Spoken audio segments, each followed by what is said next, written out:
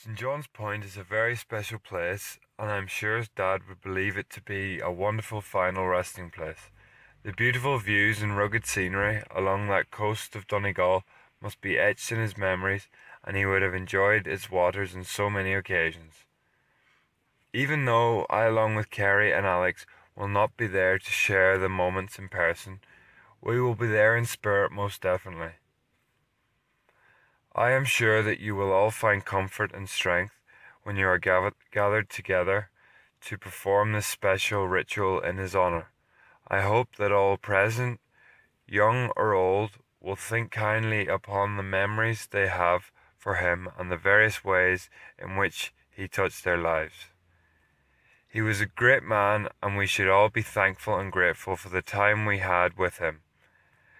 With his ashes, when his ashes are spread at his spiritual home in County Donegal, I am sure that all those with him at that time and those who are close to him, wherever they are in the world, will celebrate and rejoice in the love and freedom his spirit can now enjoy. If you have a glass to raise to his love and memory, then do so in good spirit. He would be the first to want to share that glass with you. Love, Brian.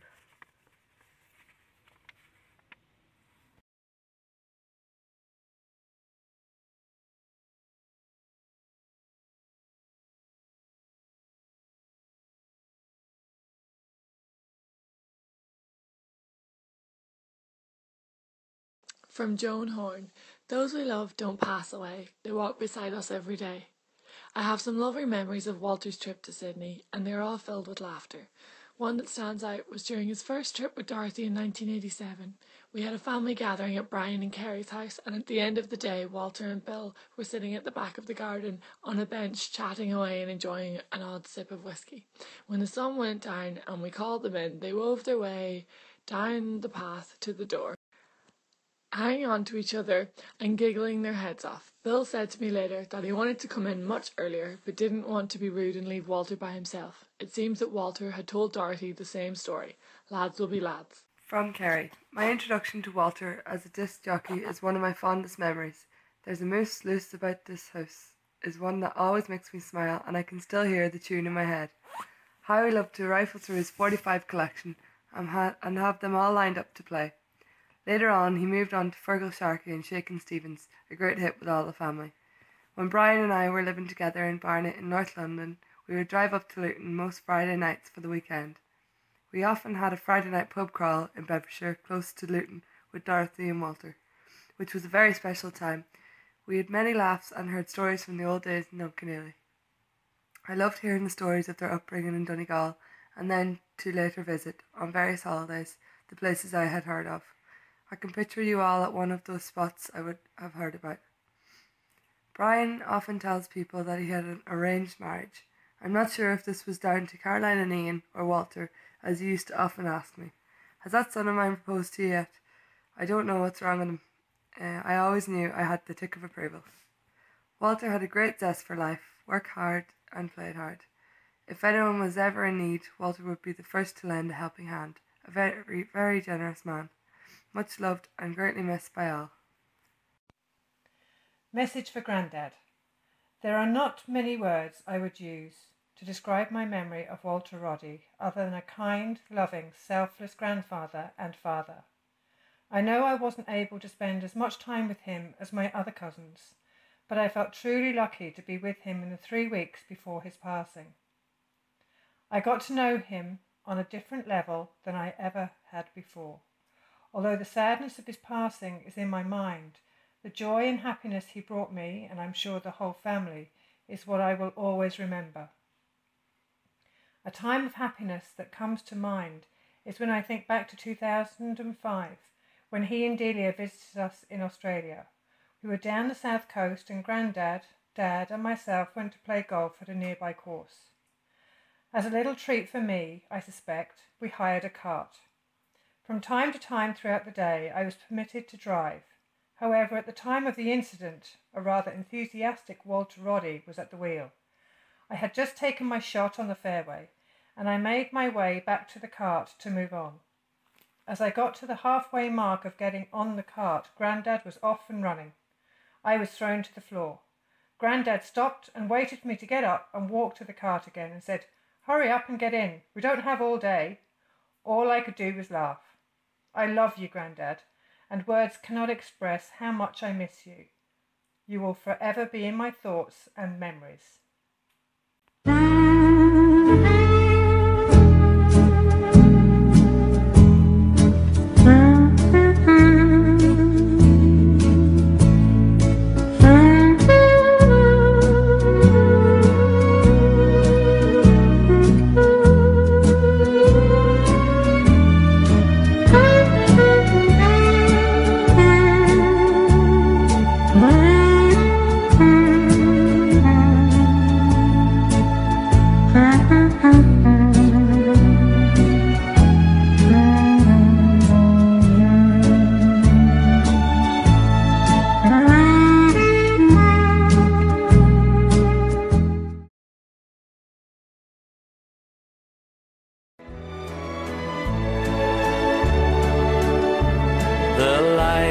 Of London are far behind.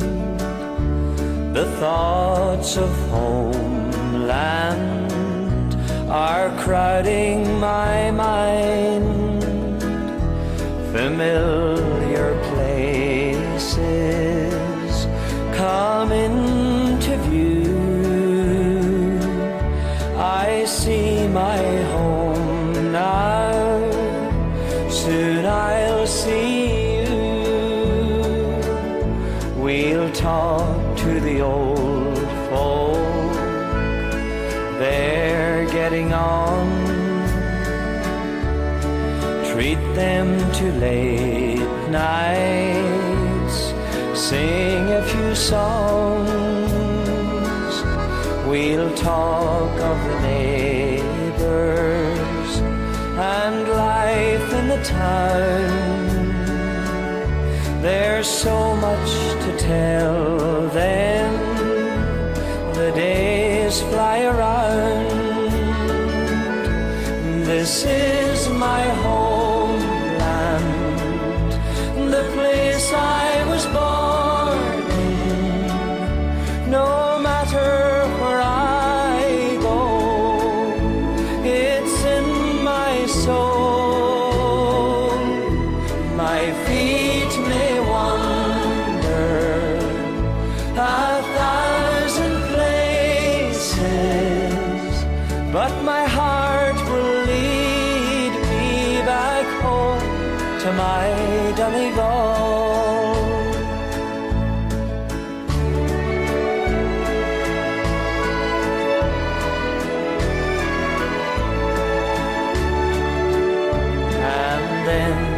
Tomorrow we'll take a walk down to St. Mary's, to a sheltered spot.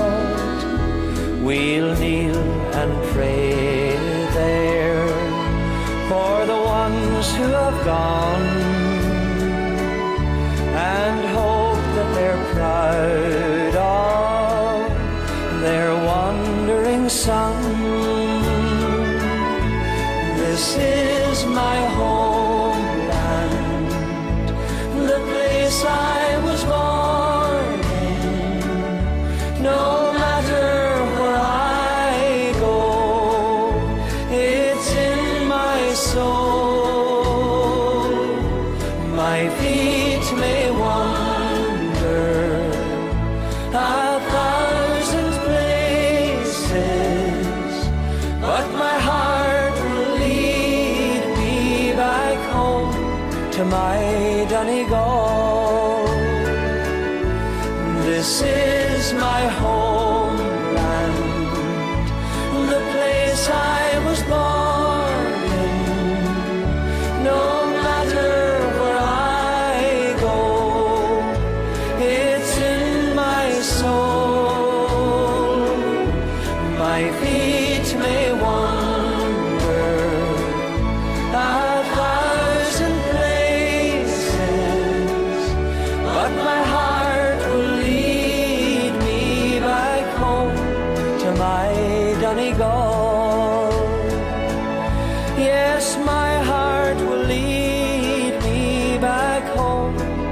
my Donegal.